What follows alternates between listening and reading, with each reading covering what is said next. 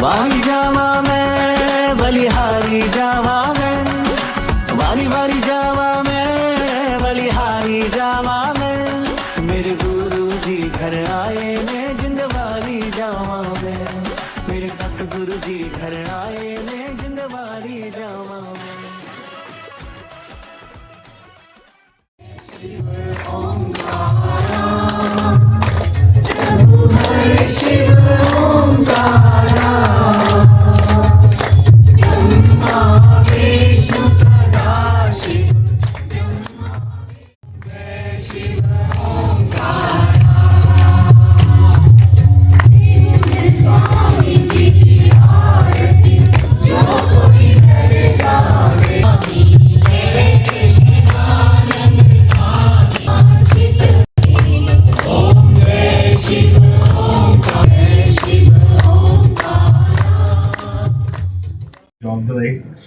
Plus में इन्होंने आप भी ब्लेसिंग ली और हमें भी ब्लेसिंग दिलाई, बहुत पूरी संगत की तरफ से संगत। उछलती हुई सीधी एशिया पैलेस पहुंच गई जाके और घर खुला छोड़ दिया। एक तरफ ताला लगा दिया और दूसरी तरफ के कुंडे भी नहीं लगाए। पीछे से क्या पता कौन कौन आया, क्या हुआ। जब 4 घंटे के बाद मैं घर के अंदर पहुंची तो मेरे अंकल बोलते आज क्या करके गए थे। मैंने कहा कुछ नहीं। बोलते दरवाजे खुले छोड़ के गए थे। और पर गुरु महाराज अंदर थे तो मैंने एकदम से बोला, मैंने कहा हुआ तो कुछ नहीं होगा। बोलते बचा दिया तेरे गुरुजी ने आज।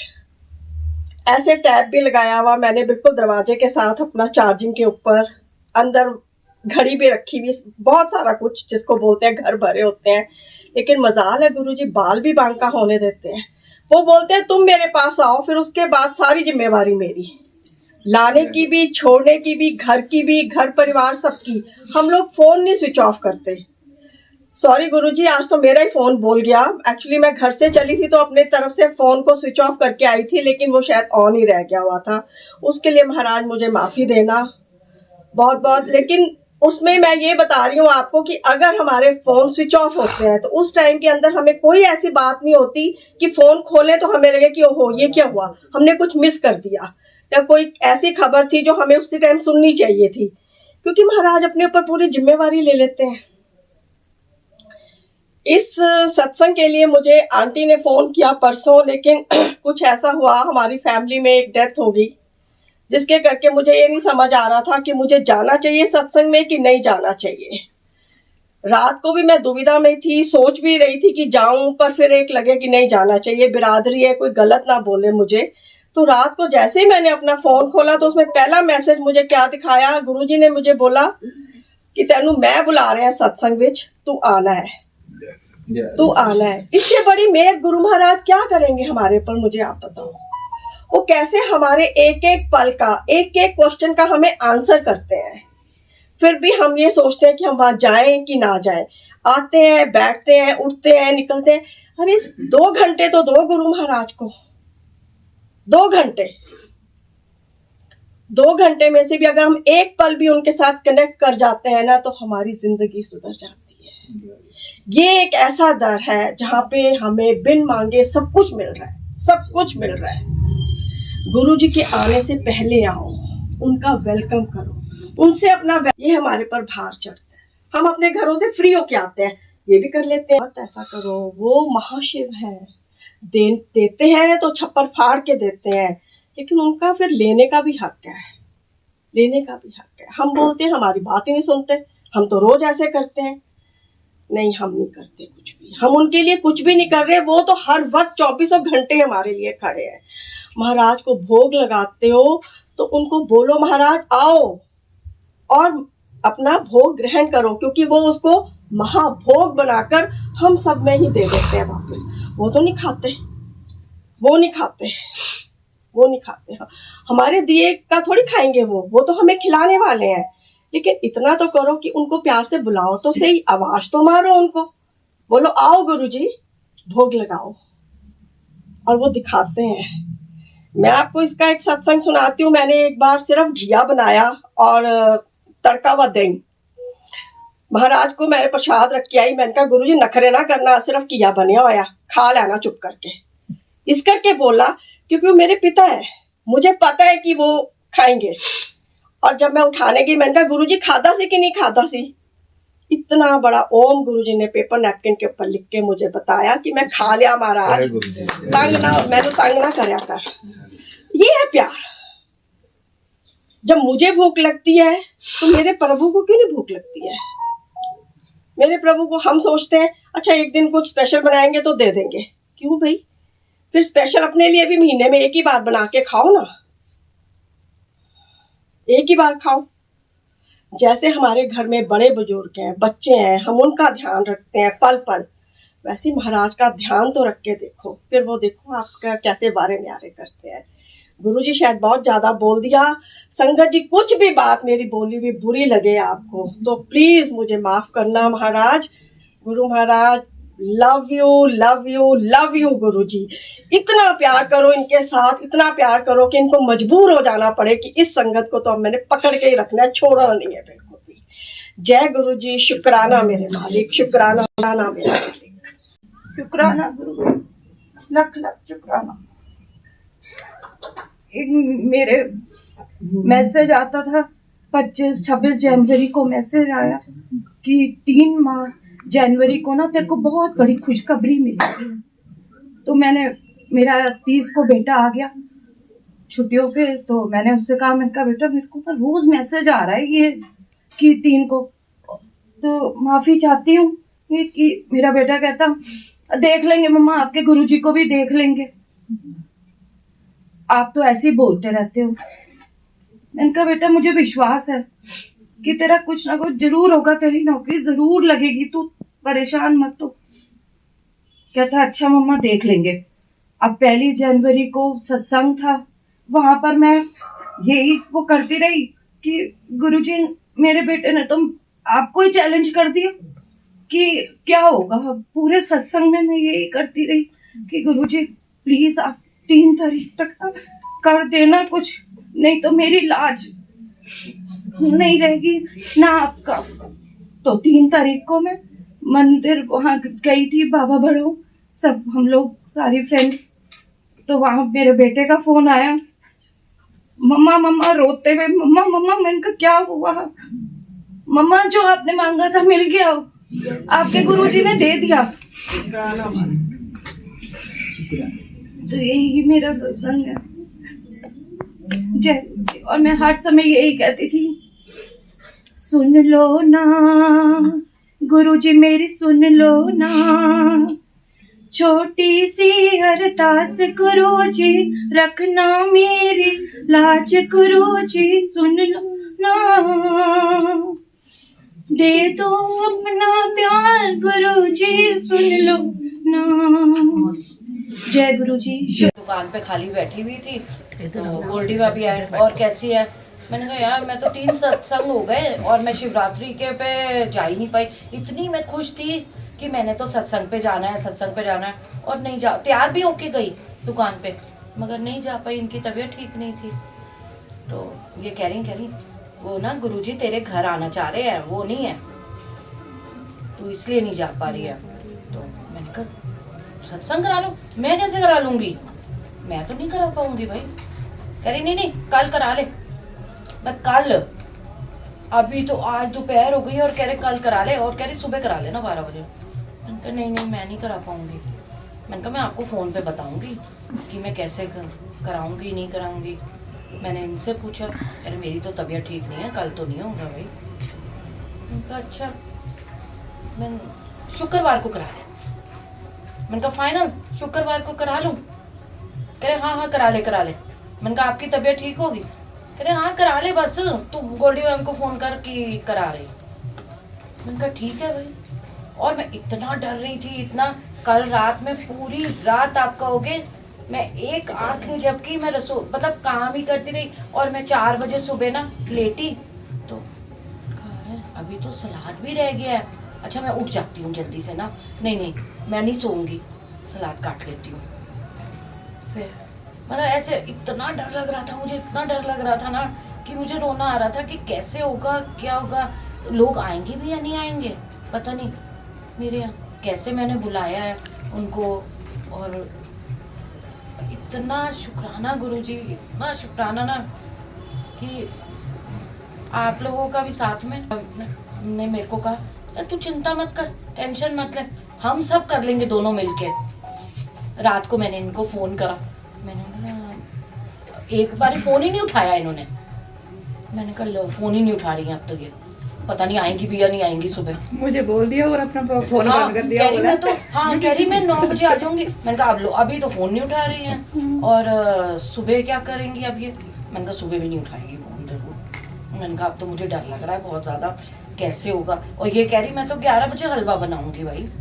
मैंने कहा लो अभी तो कह रही है 11 बजे हलवा बनाऊंगी, तो 11:30 बनाया मैंने। हाँ मैंने कहा 12 बजे तो सत्संग हो जाएगा शुरू और ये कह रही है 11 बजे। नहीं भाई मेरे को तो बहुत टेंशन है, मेरा बीपी हाई हो जाएगा बस। और ऐसा सब कुछ हुआ, इन्होंने 5 मिनट में हलवा बना दिया जल्दी से। और ये आए बस सोफे इधर उधर अपना सारा काम करके और वो कर दिया, दरबार सजा दिया। पता नहीं कैसे, गुरुजी की कृपा से। वो गुरुजी करने वाले, गुरुजी करने वाले। स्टार्टिंग ये थी कि मैं वहाँ चली गई और प्रसाद आया जब मुझे, चाय प्रसाद उसके साथ ब्रेड पकौड़ा जो भी प्रसाद था वहाँ। थोड़ी देर मेरे मन में थोड़ा सा मुझे संकोच हुआ कि मैं ये खाऊं, मेरा तो आज फास्ट है। तो मेरे साथ एक आंटी बैठे थे, उन्होंने बोला कि नहीं आप ले लो, कि ये तो गुरुजी ने भेजा है और आप ले लो। मैंने ले लिया। उसके बाद मैंने लंगर प्रसाद भी कर लिया और घर आके मेरे मदर इन लॉ ने मुझे बोला कि फलहार मुझे भी खाना, उनका फास्ट नहीं था बट मुझे खाना है, तुम बनाना। तो मैंने वो फलहार वहाँ घर पे बना दिया और जब वो फलहार बना मैंने वो भी खा लिया और वो भी खा लिया। उसके बाद शाम को मेरी बेटी बोलती कि मम्मा मुझे भी थोड़ा सा दे दो। जब उसको गर्म किया तो मैंने वो भी खा लिया, उसके साथ भी खा लिया। और मन में सोचती थी कि आज ये मैंने कैसा व्रत किया, और मन में वो संकोच रहा कि ये कैसा व्रत है कि आज तो मैं सुबह से खाए जा रही हूँ। गुरुजी ये कैसा व्रत करवा रहे हैं आप, कभी ऐसा हुआ ही नहीं। मैं तो आज सुबह से खाए जा रही हूँ, मेरा पेट भी भरा है, मैं तब भी खाए जा रही हूँ। मेरी सिस्टर ने मुझे तभी एक फेसबुक से एक लिंक शेयर किया और वो एक सत्संग था जिसमें गुरुजी ने ये मुझे मेरे प्रश्न का ये उत्तर दिया कि जब तुम किसी शादी समारोह में जाते हो तो क्या तुम भूखे रहते हो। आज मेरा ब्याह है तो आज खाना पीना है तुझसे। और उसी टाइम मैंने जय गुरुजी बोला और मेरे जितना भी संकोच था, जितना भी मेरे मन में गिल्ट था उस व्रत को लेके, सारा मेरा खत्म हो गया कि सच में आज तो शिव विवाह है और आज तो मुझे वो सेलिब्रेट करना है। और गुरुजी तो खा पी कर ही, खिला पिला कर ही लोगों का कल्याण करते थे और आज वो भी मुझे खिला पिला के ही मेरा कल्याण कर रहे हैं। जय गुरुजी, शुक्राना गुरुजी। जो ये पड़ी है सिलवट, यहाँ मैंने आंटी को, दीपा आंटी को बोला, मैंने कहा यहाँ गुरुजी की इमेज बन रही है। और ये एहसास आई थिंक हम सब ने किया है कि ये सबसे बड़ी फीलिंग है जो गुरुजी का, ये सबसे बड़ा एक शुक्राना है कि वो इतना इस मन को वो कर देते हैं, अपने उसमें ले आते हैं कि कहने को कुछ नहीं बचता, और जबकि वो हर पल बांटते हैं। हम लोग, कई लोग अपना सत्संग इसलिए शेयर नहीं करते हैं क्योंकि होता क्या है कि सत्संग सुनाने का भी एक भाव है और सत्संग सुनने का भी एक भाव है। जो सत्संग सुना रहा है उसका भाव ये है कि मेरा सत्संग नहीं है, ये महाराज की कृपा का है, महाराज के वो क्या क्या कर सकते हैं, ये उसका अनंत का वर्णन है। तो जो सुनाने वाले का भाव है वो अपना सत्संग नहीं कि मेरे साथ क्या हुआ, वो महाराज के बारे में बता रहे हैं कि महाराज क्या क्या आपके जीवन में कर सकते हैं। और जो सुनने वाले का भाव है उसमें ये नहीं कि जी कई बार क्या होता है हम दूसरे का सत्संग सुनते हैं कि जी अच्छा फलाने की जॉब लगी, ओहो अच्छा इनकी तो सुन ली हमारी नहीं सुनते, है ना ये भाव उसमें, अरे इनकी ज्यादा सुनते हैं हमारी सुनते नहीं है, ये तो गुरुजी के बड़े करीब है। ये सब हमारी जो फीलिंग्स है ना, जो सुनने वालों का भाव है उसमें ये बहुत जरूरी है कि सुनते टाइम उस इंसान को नहीं सुनना है, उसमें महाराज की लीला को सुनना है हमने कि वो लीला क्या कह रहे हैं। वो उस इंसान की जगह आप भी हो सकते हैं, कोई और भी हो सकते हैं, कोई और भी हो सकते हैं, लेकिन वो कृपा जो है वो सिर्फ महाराज कर रहे हैं। तो जो हमारा भाव, सुनने का भाव है, वो हमारा ठीक होना बहुत जरूरी है सबका, चाहे वो मैं भी हूँ, क्योंकि करने के भाव में तो ठीक है उन्होंने महान किया है, लेकिन सुनने में क्या है हम इंसान को देखने लग जाते हैं, अरे इनकी तो जैसे आपको किया वैसे हमें भी कर दे, है ना, अरे इनकी तो बहुत सुनते हैं, अरे ये तो बहुत पूजा पाठ करते हैं, ये तो उनके बड़े करीब है। ऐसा नहीं है, पहले भाव में यही है कि महाराज की लीला है, उन लीला को एंजॉय करना है हमने, बंदे के बारे में नहीं सोचना है। और उस उसके बाद गुरुजी महाराज ने एक तो गुरुजी का जो स्वरूप होता है ना, उसमें जो है राइट जो पाँव गुरुजी का है, वो अंगूठे के पास गुरुजी का रॉक स्टार वाला जो स्वरूप है ना, वो दिखता है, वो दिखा। लेफ्ट में ओम के दर्शन। संगत जी ये सब कुछ हो गया, आरती हो गई, सब कुछ लंगर प्रसाद हो गया। पता नहीं मैं दोबारा वहां उनके घर में पीछे बैठी और जब आगे गई तो मैं गुरुजी के चरणों के पास दोबारा से बैठ गई। पता नहीं कोई चीज मुझे ऐसा लग रहा था गुरुजी महाराज बोल रहे कि आजा आगे आजा। मैं वैसे बैठ गई और 2-3 लेडी जो है वो नाचने गाने लग गए ऐसे, क्योंकि संगत जा चुकी थी, लंगर प्रसाद वगैरह सब कुछ हो चुका था। उसके बाद संगत जी जब मैं स्वरूप को देखने लगी ना, तो गुरुजी महाराज ने जैसे स्केचिंग करते हैं ना पेंसिल से, गुरु नानक जी के दर्शन, कृष्ण जी के दर्शन, माता रानी के दर्शन, मोर के दर्शन। एक लेफ्ट पाँव में जो है समाधि में बैठे हुए, पहले तो मुझे लगा कि श्री कृष्ण जी के दर्शन है, पर वो मुझे लगा साक्षात महाशिव थे, है ना। माता रानी के दर्शन, वो सारे देवी देवता उस दिन जो है ना, वो सब कुछ गुरु जी ने दिखा दिया, सब कुछ दिखा दिया। हम बोलते हैं ना कि देवी देवता आते हैं, सब कुछ दिखा दिया उस दिन। आंसू नहीं थम रहे थे, मतलब इतना बड़ा सत्संग और इतना बड़ा ब्लेस किया उस दिन गुरुजी महाराज ने। लैंडमार्क में अभी जो हुआ था सत्संग, उस दिन गुरुजी के सिलबटे पड़ी थी, बीच में दुबलती लगी थी ना गोल्डन कलर की, उसमें कुछ लिखा नहीं था। उस टाइम कृष्ण जी की इमेज दिख गई वहां पे लैंडमार्क ग्रीन बुक में, जो वो भी सत्संग हुआ। महाराज की इतनी ज्यादा कृपा, संगत जी मुझे ना हर जगह पे सेवा बख्शते हैं महाराज। मैं ये नहीं बोल रही कि ये मेरी सफलता है, मेरी अचीवमेंट है, ये नहीं है।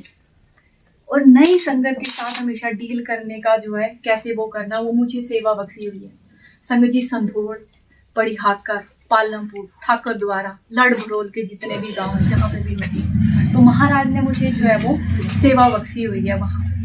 तो गुरु जी का मैंने एशिया पैलेस कभी या शुक्राना नहीं किया, तो आज तो मैं करती हूँ कि महाराज ने मुझे मेरे ऊपर बहुत ज़्यादा कृपा की है, बहुत ज़्यादा कृपा की है, बहुत ही ज़्यादा। संधोल से लेकर डंडोल से लेकर वो महाराज ने मेरे ऊपर कृपा की है, और जो पिछले मंथ किया वो तो बहुत ही ज़्यादा कृपा होगी मेरे साथ। संगत जी हर एक महाराज 2 साल से सेवा दे रहे हैं, मतलब सेवा बख्श रहे हैं मुझे। ये मैं ये नहीं बोल रही कि मेरी सफलता या कुछ है, ये गुरुजी महाराज ने मेरे ऊपर तरस खाया है मेरे कर्मों को कटवाने के लिए। संगत जी गुरुजी महाराज का लख लख शुक्राना। मेरा एक सत्संग है आज का ही, आज के सत्संग से रिलेटेड है। परसों दीपा आंटी का हमें फोन आया कि ऐसे उन्होंने सत्संग गुरुजी ने करवाना है उनके घर पे, तो मैं और गोल्डी आंटी यहाँ आए थे। उन्होंने बोला था आके देखना स्पेस कितना होगा। मैंने कहा आप डरो मत, सब हो जाएगा। और उन्होंने बोला प्ले लिस्ट आप लेके आओगे? मैंने कहा हाँ मैं लेके आऊंगी प्ले लिस्ट। और मेरे मन में था कि ये मैंने गुरुजी के जो गाने हैं, भजन है, वो मेरे को जो पसंद है मैं सोचती थी वही मैंने ऐड करने। और आज सुबह यहाँ जब मैं थी तो राकेश विज अंकल का मुझे फोन आया, कहते सोनिया आंटी मैं आपको ना प्लेलिस्ट भेज रहा हूँ, आप डाउनलोड कर लो। मैंने डाउनलोड कर ली, सुनी तो नहीं थी, अभी जब चली तभी सुनी, और उसमें वही गाने थे जो मैं चाह रही थी। तो ये तो मेरे लिए गुरुजी ने बहुत अच्छी ब्लेसिंग्स दी आज। और जय गुरुजी, शुक्राना गुरुजी, अनंतम शुक्राना। ये भी मेरा तू मेरा सारे बड़ी जो रूह गद हो गई है दातिया दर्शन करके तेरे। रूह गद हो गई है दातिया दर्शन करके तेरे। बिन